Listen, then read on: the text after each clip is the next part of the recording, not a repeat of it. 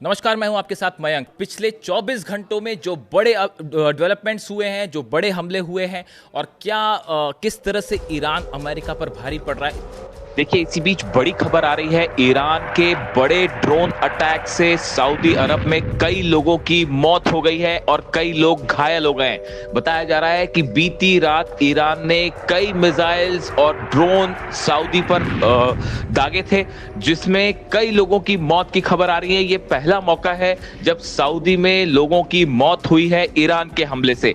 उसी तरह इजराइल पर भी बड़ा हमला किया गया बीती रात और बताया जा रहा है कि करीब 200 मिसाइल्स फायर की गई हैं एक रात के अंदर। और उसका नतीजा जो खबरें आ रही हैं, इजरायली एयरफोर्स का हेडक्वार्टर तबाह कर दिया गया है। इजरायली एयरफोर्स के हेडक्वार्टर को बड़ा नुकसान हुआ है और इमाद मिसाइल्स बताया जा रहा है कि सीधा हेडक्वार्टर के ऊपर गिरी है और इजरायल के एयरफोर्स का हेडक्वार्टर पूरी तरह से तबाह हो गया है।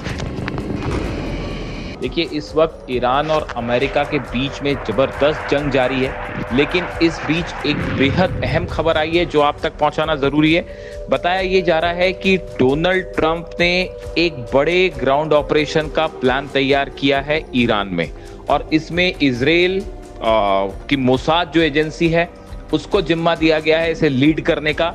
और ऑपरेशन का मकसद ये है कि ईरान में सैनिक भेजकर जो ईरान का यूरेनियम है, एनरिच्ड यूरेनियम है, 450 किलो से ज्यादा एनरिच्ड यूरेनियम है, इस पर कब्जा करना चाहते हैं डोनाल्ड ट्रंप।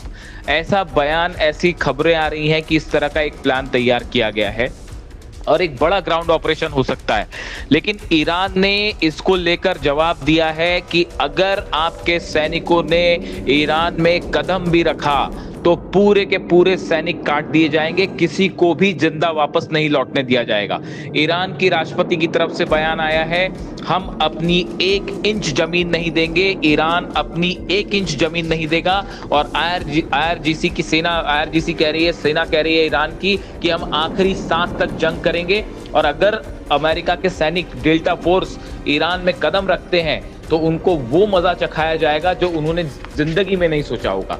अब देखिए, इसके ये जो खबरें हैं सामने आ रही हैं, इसको लेकर कई बड़े सवाल खड़े हो गए हैं और ऐसा लगता है कि डोनाल्ड ट्रंप अपनी हार को बचाने के लिए अपना फेस सेविंग की कोशिश कर रहे हैं। देखिए, ये सब देख रहे हैं जिस तरह से हमले लगातार जारी हैं, पूरे 12 अरब देशों पर जो है हमले हो रहे हैं।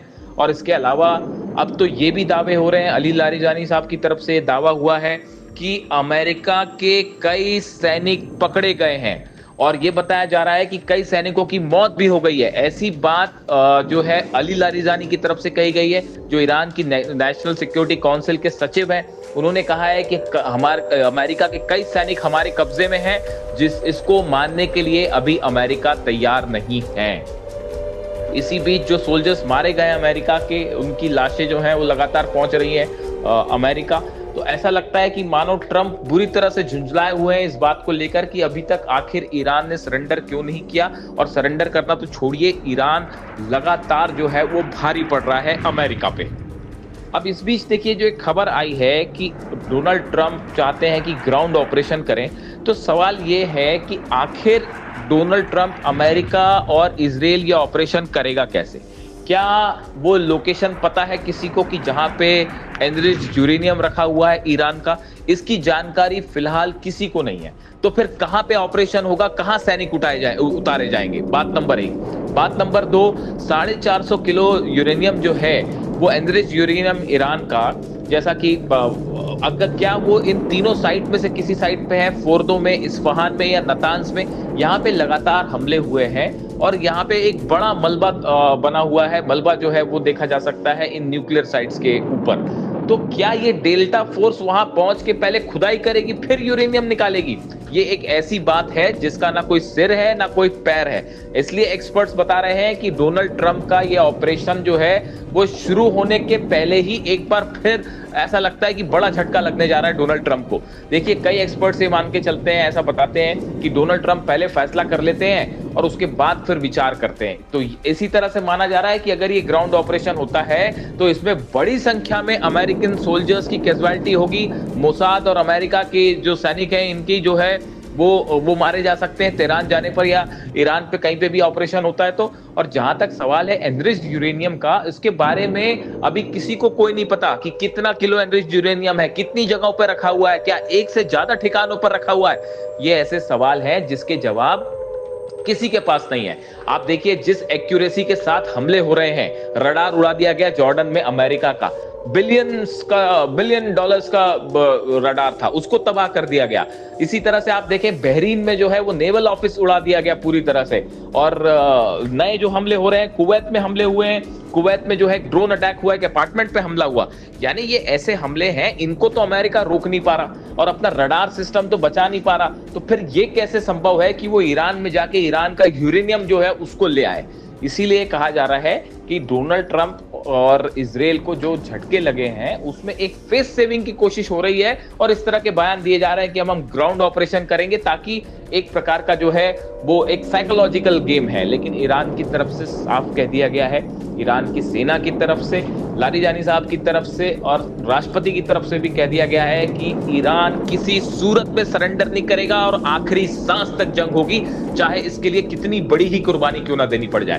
देखिए अब जिस तरह से डेवलपमेंट हो रहे हैं, पिछले 24 घंटे में जबरदस्त बमबारी हो रही है ईरान पर, इसमें कोई शक नहीं है। और शायद ऐसा लगता है कि डोनाल्ड ट्रंप जो है वो इस बात से बेहद ज्यादा नाराज है कि ईरान को वो झुका नहीं पाए। अब तक 9वां दिन हो चुका है, ईरान को झुका नहीं पाए। झुकाना तो छोड़िए, ईरान जबरदस्त पलटवार कर रहा है। तो अब एक कोशिश हो रही है कि जो है अपने ज्यादा फाइटर जेट्स बुला के हमले किए जाएं।